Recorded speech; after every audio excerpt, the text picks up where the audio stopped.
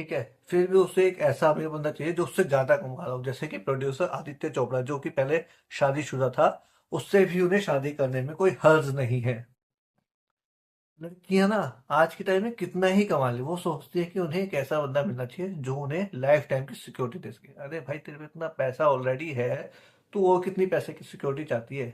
मतलब जो भी शादीशुदा होंगे ना, सबसे पहले तो ये भी प्रॉब्लम सॉल्व की जाएगी अगर कोई लड़की किसी शादीशुदा लड़के पे डोरे डालती है, डोरे कह सकते हैं हम, तो कुछ ना कुछ मतलब सजा ऐसे निर्धारित की जाएगी कि कोई भी ना तो शादीशुदा लड़की या लड़का किसी दूसरी लड़की या लड़के के करीब आने की सोचेगा ही नहीं। उसे पहले से ही भविष्य का अंजाम तय रहेगा कि अगर मैं शादी करूंगा, कुछ भी डोरे डालूंगा, तो मेरे साथ ये उपाय किया जाएगा, तो मेरी इनकम बंद कर दी जाएगी, या इस तरह से बदनाम कर दिया जाएगा, या कुछ भी हो जाएगा। जिस भी चीज के इंसान होता है ना, पॉजिटिव होता है किसी भी चीज। सभी देशवासियों को मुकेश अंबानी का नमस्कार। मेरे प्यारे नागरिकों, जैसा कि मैंने आपको पिछली वीडियो में बताया कि किस तरह से जो शादी के बाद सास बहू की समस्याएं होती हैं या जो भी दूसरी समस्या होती है, उन सभी को खत्म करने के क्या उपाय किए जाएंगे, वो मैंने आपको पिछली वीडियो में बताया। लेकिन अब शादी से पहले जो लड़कियों के साथ प्रॉब्लम्स होती हैं, उन्हें कैसे खत्म किया जाएगा, वो मैं आपको इस वीडियो के माध्यम से बताने की कोशिश करूंगा। जिसमें सबसे पहले हम देखते हैं कि बॉयफ्रेंड गर्लफ्रेंड का सीन आज के टाइम में बहुत ज्यादा है। तो जो मैंने आपको एक पिछली से पिछली वीडियो में बताया था, किसी वीडियो में, कि जब सभी लोग 20-22 साल की उम्र में कमाने लायक हो जाएंगे, तो उनकी शादी भी तुरंत करने की व्यवस्था की जाएगी, जिससे कि गर्लफ्रेंड बॉयफ्रेंड की जो समस्या आज के टाइम में है, वो खत्म हो जाएगी। वो भी व्यवस्था की जाएगी, जो कि मैं उस वीडियो के माध्यम से बताना चाह रहा था, जो कि मैंने नहीं बताया क्योंकि वो एक अलग टॉपिक हो जाता। तो मैं बस ये कहना चाह रहा हूँ कि जब लोग 20-22 साल की उम्र में कमाने लायक होके उनकी शादी हो जाएगी, तो वो गर्लफ्रेंड बॉयफ्रेंड की समस्या खत्म हो जाएगी। लेकिन जो अभी की समस्याएं हैं, उन्हें किस तरह से खत्म किया जाए? देखिए, इसमें दो चीजें होती हैं। पहला तो लड़का लड़की को धोखा देता है, या लड़की लड़के को धोखा देती है। तो सबसे पहले हम लड़के की बात करें। लड़का धोखा देता है लड़की को, तो कि कई बार हम न्यूज में सुनते हैं, पढ़ते हैं, देखते हैं कि मैंने एक पढ़ा था कि एक घर में काम करने वाला कारीगर था, उसने उस घर की लड़की को फंसा लिया, पटा लिया, कुछ भी कह सकते हैं। बाद में वो लड़की उस लड़के से इतना अंधा प्यार करने लगी कि उसने घर वालों के खिलाफ जाके उससे शादी कर ली, जो कि पहले अपने आप को हिंदू बता था। फिर बाद में जब वो शादी होने के बाद अपने ससुराल पहुंची, कहने के लिए ससुराल हो ही गया था, तब उसने देखा कि वो इंसान सबसे पहले तो 2-4 शादियां पहले से ही कर चुका है। 2-4 शादियां कर चुका है, उसके बाद फिर ये पता लगा कि वो मुसलमान है, वो नॉन वेज खाता है। चलिए, मुसलमान तो छोड़िए, कोई बात नहीं, लेकिन नॉन वेज खाता है। अब उसे मुसलमान होने से भी प्रॉब्लम होगी, जो न्यूज में आई बात। तो डेफिनेटली उस लड़के ने इस तरह से अपनी बातें छुपाई कि उसने लड़की को फंसाया। उसके बाद सोच सकते हैं, या तो एक जिहाद कह सकते हैं, कुछ भी कह सकते हैं, मतलब वो हिंदू लड़कियों को पटाकर उन्हें मुस्लिम बनाकर, समझ सकते हैं कि अपने धर्म को ग्रो करना चाह रहा है, कुछ भी करना चाह रहा है, कैसे भी करना चाह रहा है।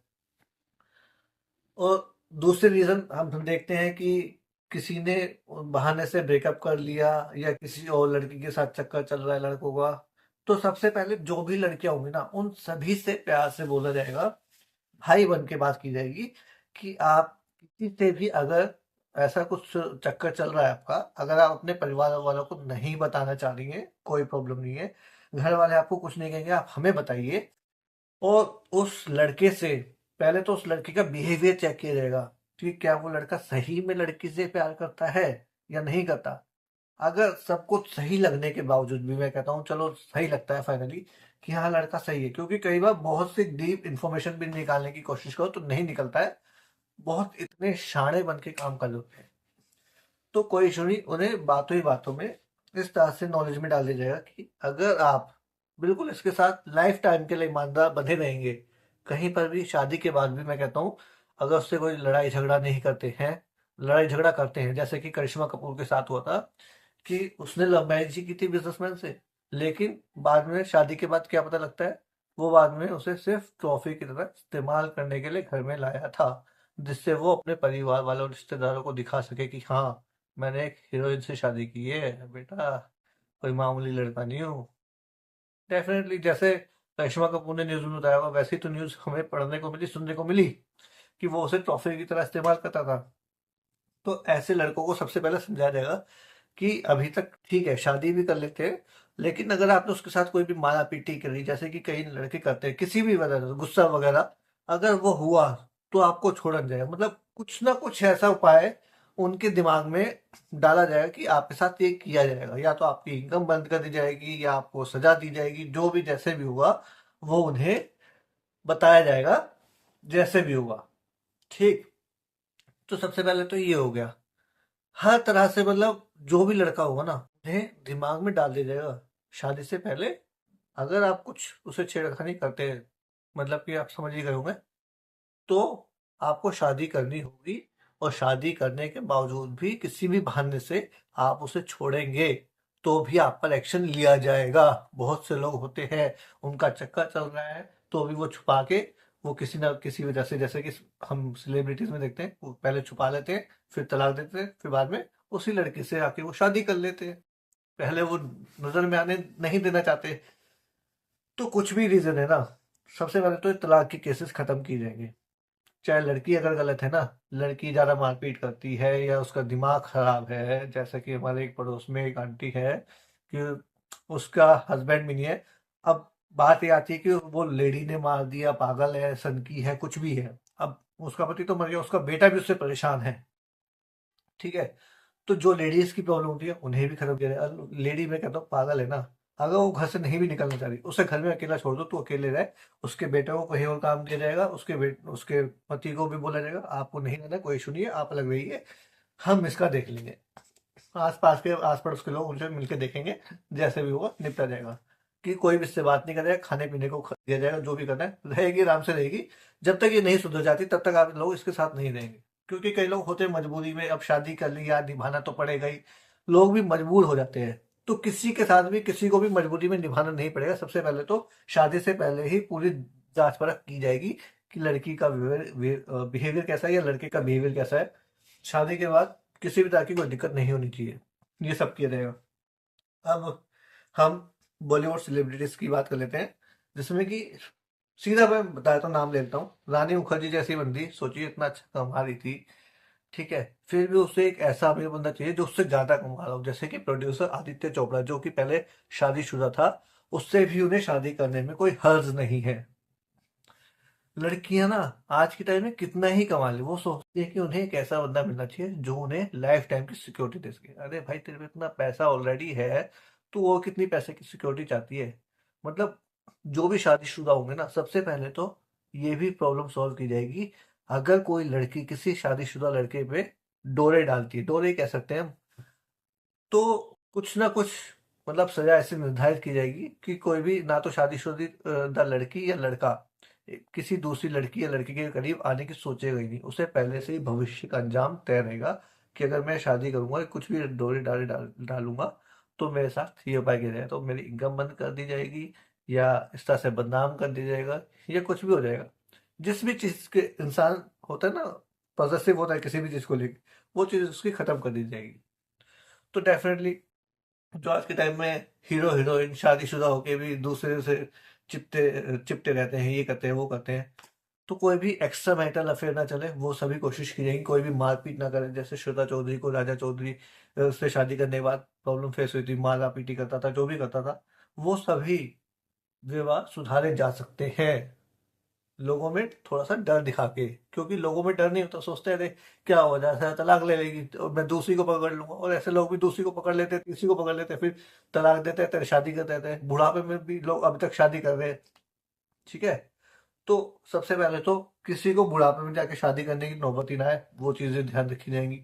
जिसकी शादी 20-22 साल की उम्र में हो गई, वो शादी लाइफ टाइम चलती रहे, उसके हर उपाय किए जाएंगे।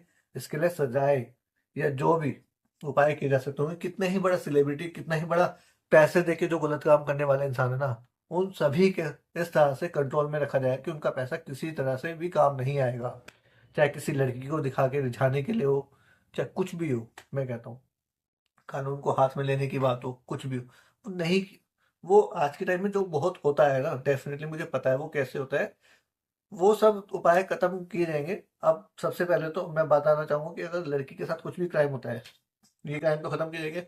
उसकी सजा क्या डिस्कस होगी वो मैं अभी नहीं बता सकता, नहीं मुझे पता है, लेकिन जो भी होगी वो सजा डिस्कस की जाएंगी।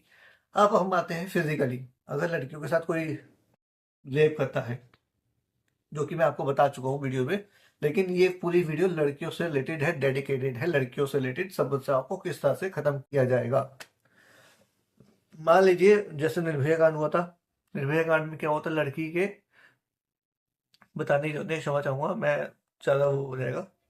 तो जैसे भी लड़का लड़की के साथ विवाह करेगा ना, सेम वही व्यवहार उस लड़के के साथ किया जाएगा। मतलब कि अगर सिंपल उसने रेप किया होगा, ठीक है, तो उसके साथ लड़के को बुलाया जाएगा जो गे होगा, उसे वही करने को बोला जाएगा। उसे उस चीज में आनंद आता है ना, तो डेफिनेटली बेटा तू भी वही आनंद ले। तुझे आनंद दे रहे हैं, वो डिफरेंस थोड़ा बस चेंज हो गया थोड़ा सा। पहले तू अपर लेवल पे था, अब तू लोअर लेवल पर हो गया, ठीक है। तो बस यही फर्क है, तुझे आनंद तो चाहिए ना, आनंद दे रहे हैं। लेकिन किसी ने अगर बॉडी पार्ट्स में कुछ भी जैसे कि हुआ था, तो सबसे पहले तो उसे बॉडी पूरी नंगी करके उसके शरीर पर लोहे के गरम गरम सरिये तपाए जाएंगे। उसके बाद उसके शरीर के अंदर घुसाए जाएंगे, जैसे उसने घुसाए होंगे। मुंह से घुसाया होगा, मुंह से, नीचे से तो नीचे से, जैसे बेटा तूने घुसाया ना वैसे किया जाएगा। तुझे छोड़ा नहीं जाएगा, जितना करना है तू कर। और इन सभी की वीडियो ना बनाकर चौराहों सड़कों पर सब जगह टांगी जाएगी, करते हुए कुछ भी छुपाया नहीं जाएगा, कुछ भी ब्लर नहीं किया जाएगा, सेम दिखाया जाएगा।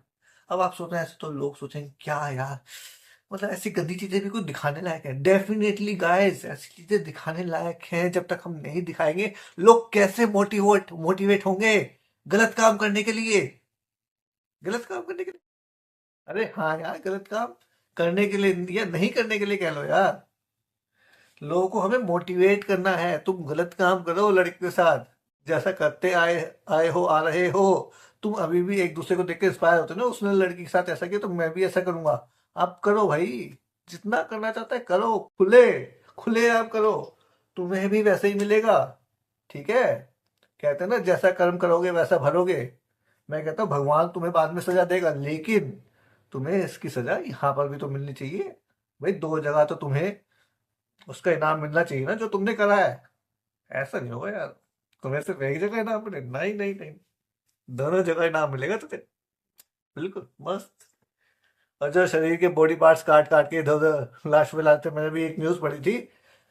ओडिशा में एक बंदे ने एक लड़की के साथ रेप किया या रेप करने की कोशिश करी, 1 साल की सजा काट के जब वो जेल से बाहर आया, तो बाद में उस लड़की की हत्या कर दी और उसके बॉडी पार्ट्स अलग अलग जगह फैला दिए।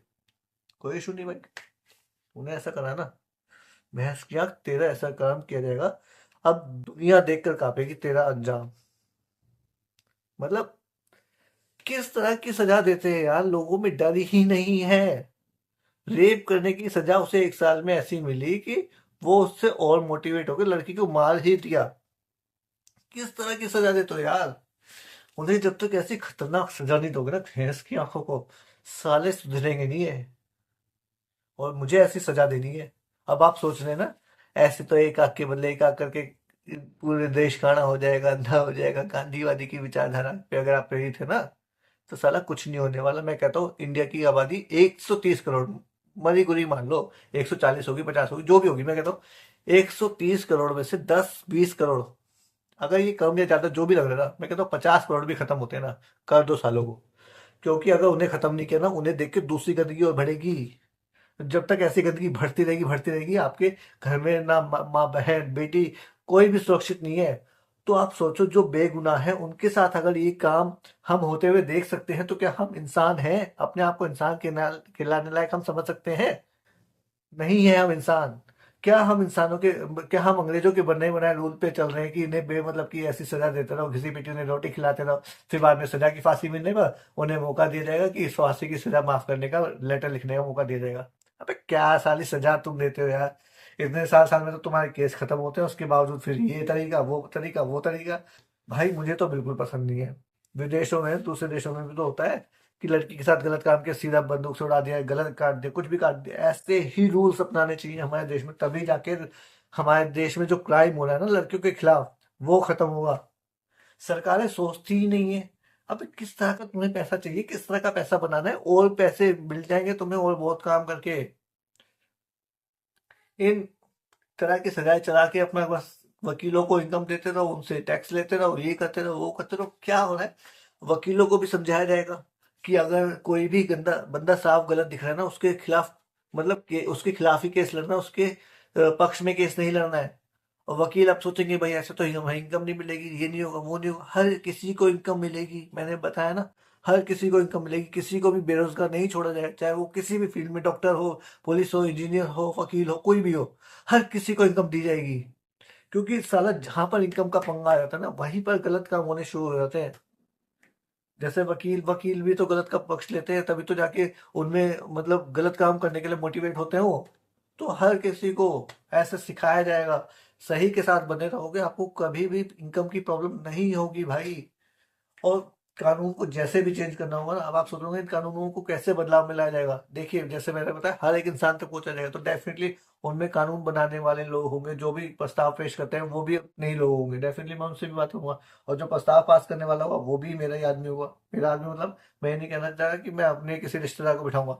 मैं एक बात कह रहा हूँ कि हर एक इंसान तक पहुंचा जाएगा, तो हर एक इंसान के दिमाग में ऐसी बातें डाली जाएंगी कि हाँ, आप ऐसा कानून बनाओ।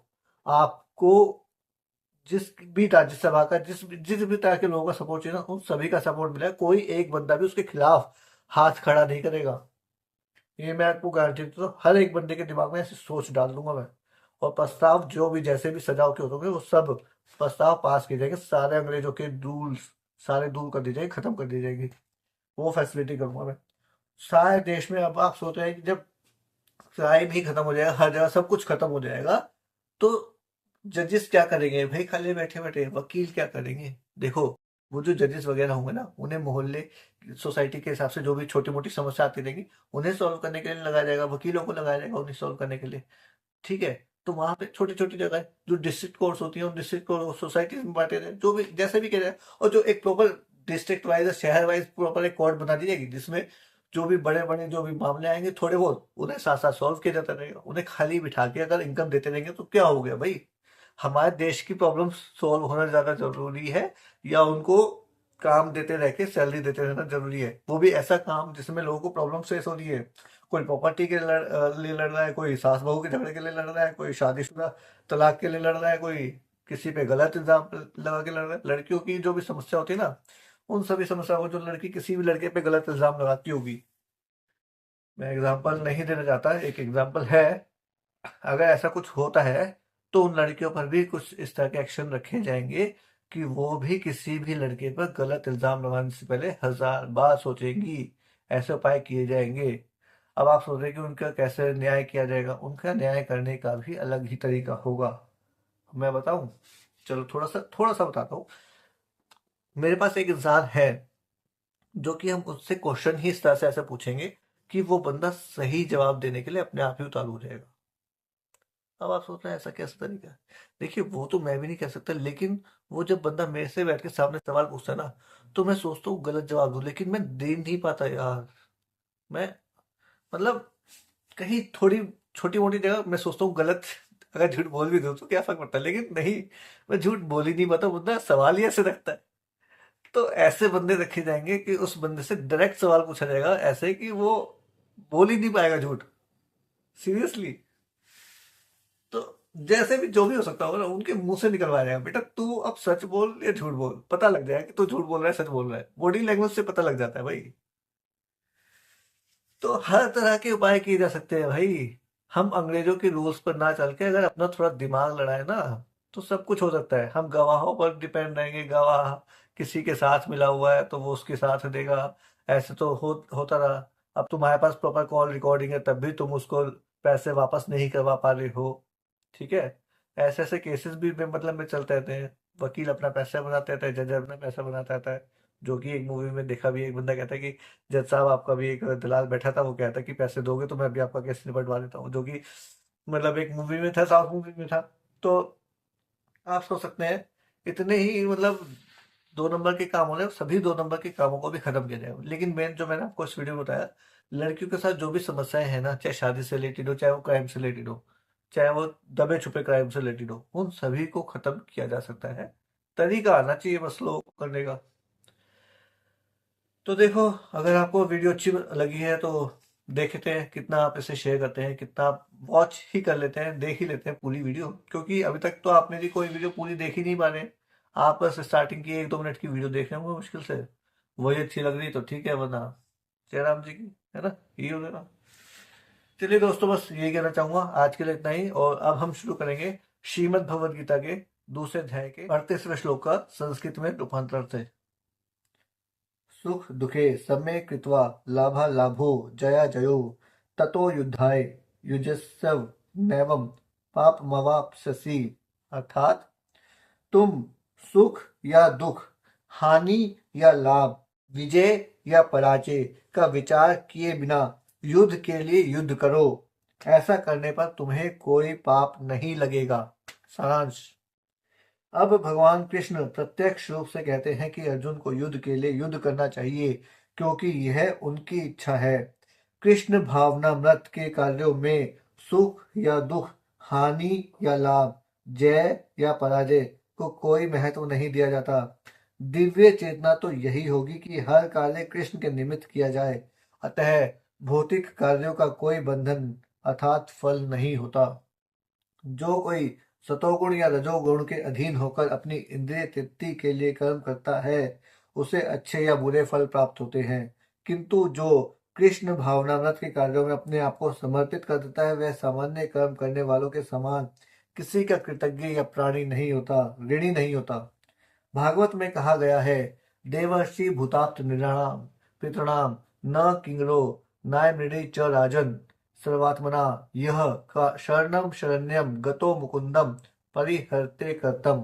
अर्थात जिसने अन्य समस्त कार्यों को त्याग कर मुकुंद श्री कृष्ण की शरण ग्रहण कर ली है, वह ना तो किसी का ऋणी है और ना किसी का कृतज्ञ, चाहे वे देवता, साधु, सामान्य जन अथवा परिजन, मानव जाति या उसके पितर ही क्यों ना हो। इस श्लोक में कृष्ण ने अर्जुन को अप्रत्यक्ष रूप से इसी का संकेत किया है। इसकी व्याख्या अगले श्लोकों में और भी स्पष्टता से की जाएगी।